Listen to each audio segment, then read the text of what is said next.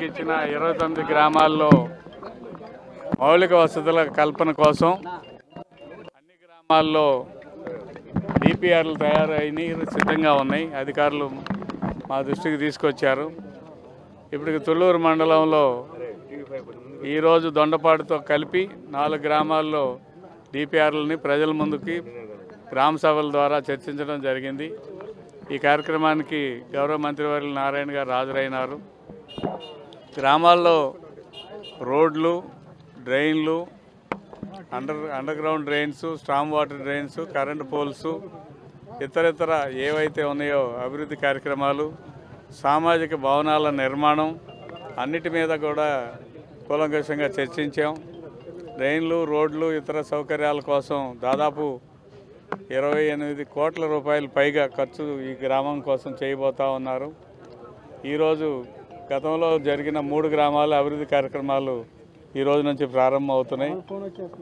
మరి ఈ గ్రామం కూడా అప్రూవ్ అయిన వెంటనే దీనిలో పనులు ప్రారంభిస్తారు.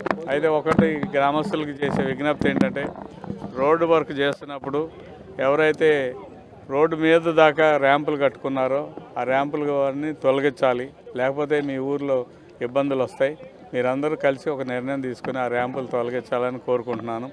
అదేవిధంగా మంచినీటి సమస్య తాత్కాలికంగా ఉంది టిడ్కో గృహాల దగ్గర, మరియు కొన్ని గ్రామంలోని కొన్ని ప్రాంతాలకి సరిగ్గా రావట్లేదని చెప్పారు. దాని మీద అధికార యంత్రాంగానికి మంత్రి గారు ఆదేశాలు ఇచ్చారు. అదేవిధంగా లైట్లు కూడా కొన్ని వెలగట్లేదు. పండగ వస్తుంది కాబట్టి పండగ వచ్చే లోపుగా లైట్లన్నీ వెలిగించే కార్యక్రమం చేయమన్నారు.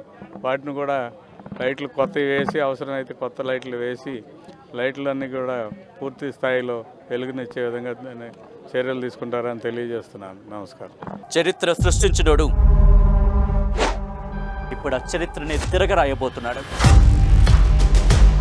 అబద్ధాల గోడల్ని బద్దలు కొట్టి నిజాలను రాగా మీ ముందుంచబోతున్నాడు. నిజమైన వార్తల కోసం వెంటనే డౌన్లోడ్ చేసుకోండి రా యాప్ని.